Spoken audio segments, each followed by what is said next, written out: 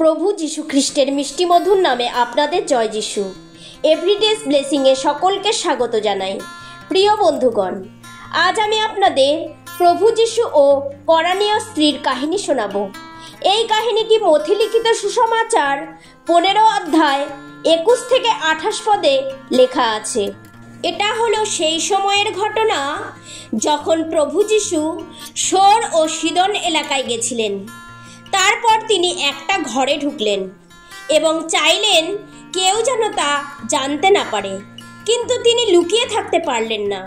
প্রিয় বন্ধুগণ, এখানে আমরা দেখতে পাই যে প্রভু যিশুর নাম সেই সময়ে দূর দূরান্তে ছড়িয়ে পড়েছিল, আর তাই হাজার হাজার লোক প্রভু যিশুর কাজ দেখতে আসতো এবং কেউ কেউ তার বাক্য শুনতে আসতো।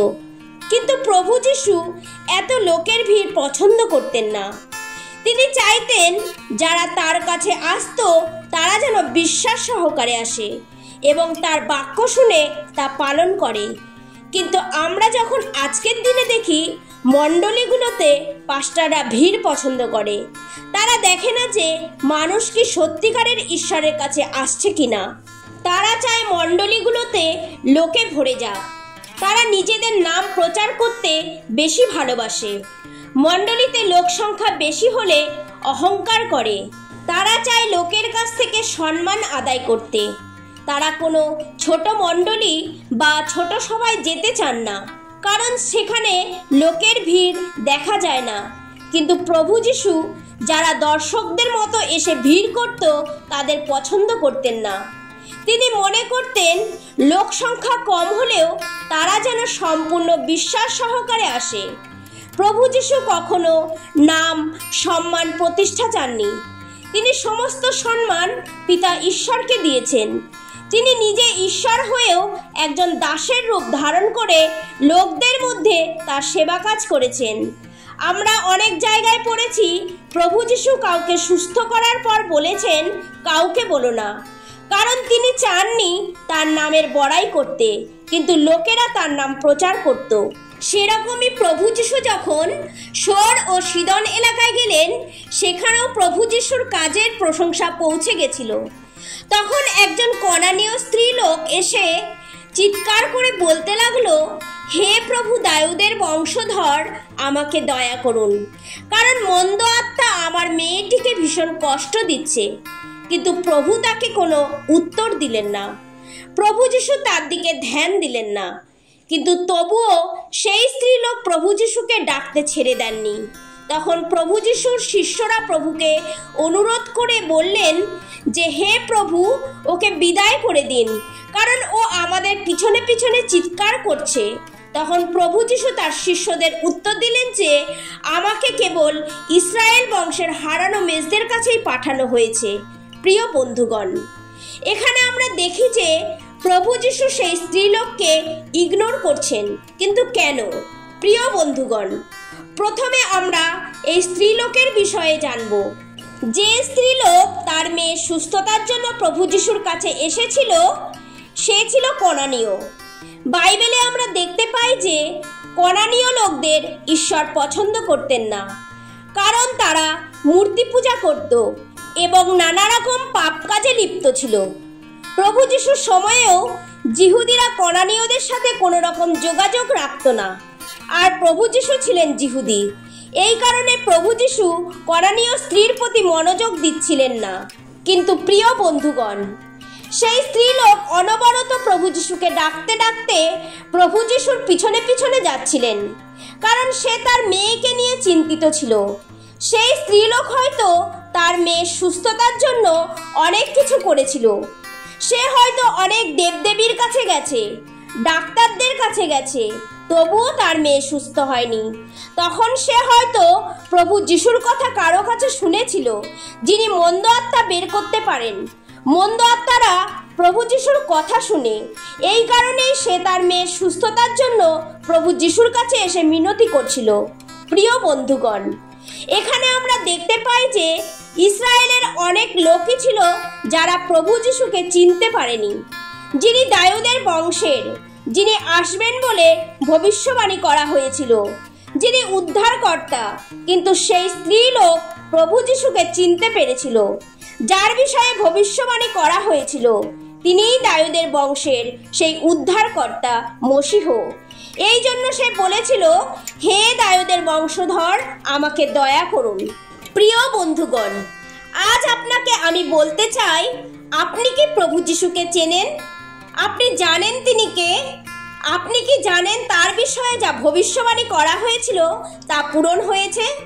আপনি কি জানেন তিনি আপনার জন্য কি করেছেন আর কি করতে পারেন?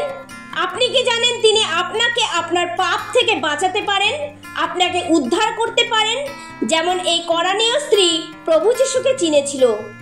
আপনি কি প্রভু যিশুকে চেনেন যে তিনি হলেন এই জগতের উদ্ধারকর্তা, ত্রাণকর্তা? তিনি হলেন স্বর্গের পথ। এরপর আমরা দেখতে পাই সেই স্ত্রীলোক প্রভু যিশুর কাছে এসে প্রভুকে প্রণাম করে বলল, প্রভু আমাকে সাহায্য করুন। তখন প্রভু যিশু তাকে বললেন, ছেলে মেয়েদের খাবার নিয়ে কুকুরের সামনে ফেলা ভালো নয়। তখন সেই স্ত্রীলোক প্রভুকে বলল, ঠিক কথা প্রভু, তবুও মনিবের টেবিল থেকে খাবারের যেসব টুকরো পড়ে তা কুকুরেই খায়। তখন একথা শুনে প্রভু তাকে বললেন, সত্যি তোমার বিশ্বাস খুব বেশি, তুমি যেমন চাও তেমনই হোক। আর তখনই তার মেয়েটি সুস্থ হয়ে গেল। প্রিয় বন্ধুগণ, এখানে আমরা দেখি সেই স্ত্রীলোক প্রভু যিশুর কাছে এসে প্রণাম করে বলল, প্রভু আমাকে সাহায্য করুন। কারণ সে অনেক কিছু করার পরেও তার মেয়ে সুস্থতা পায়নি। আর তাই তার বিশ্বাস ছিল যে একমাত্র প্রভু যিশুই তার মেয়েকে সুস্থ করতে পারেন। সেই স্ত্রীলোকটির শেষ আশা ভরসা প্রভু যিশুই ছিলেন। এই জন্য সে প্রণাম করে প্রভুর কাছে মিনতি করতে লাগলো। কিন্তু প্রভু তাকে বললেন, ছেলে মেয়েদের খাবার নিয়ে কুকুরের সামনে ফেলা উচিত নয়। প্রিয় বন্ধুগণ, আপনি চিন্তা করুন, প্রভু তাকে কেন কুকুরের সাথে তুলনা করেছেন? প্রভু কি তাকে অপমান করেছিলেন? আমি আপনাকে বলছি, প্রভু যিশু তাকে অপমান করার জন্য বা তাকে ছোট করার জন্য এই ধরনের কথা বলেননি। প্রভু যিশুর একথা বলার উদ্দেশ্য হলো কিছু দামি জিনিস যা শুধুমাত্র ইসরায়েল সন্তানদের জন্য প্রভু যিশু নিয়ে এসেছিলেন।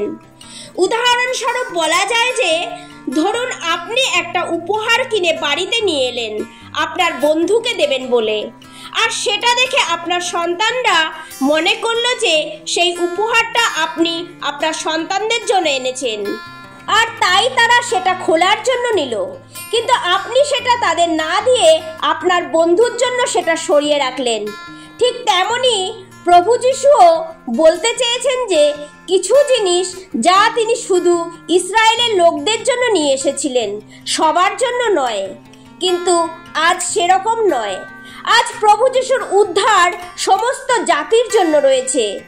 যে কোনো জাতির লোক হোক না কেন, প্রভু যিশুর ওপর যে কেউ বিশ্বাস করবে সেই আশীর্বাদ পাবে।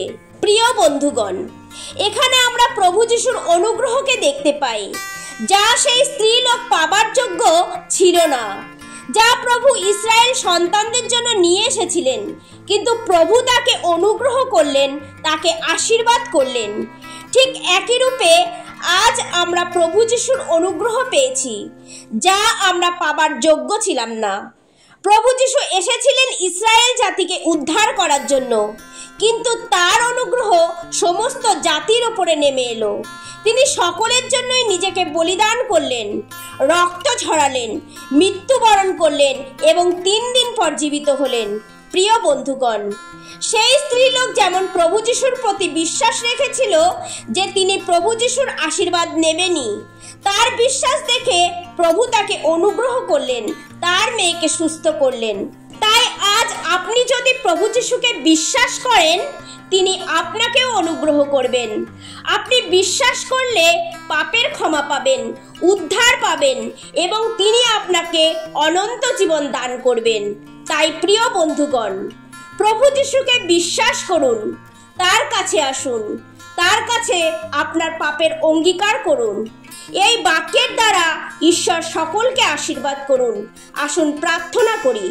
হে স্বর্গের জীবন্ত পিতা, তোমায় ধন্যবাদ আজকের দিনের জন্য, তোমায় ধন্যবাদ আজকের বাক্যের জন্য, তোমার অনুগ্রহের জন্য, যা আমরা পাবার যোগ্য ছিলাম না, কিন্তু তুমি আমাদের দিয়েছো। আজ এই বাক্যের দ্বারা তুমি সকলকে আশীর্বাদ করো।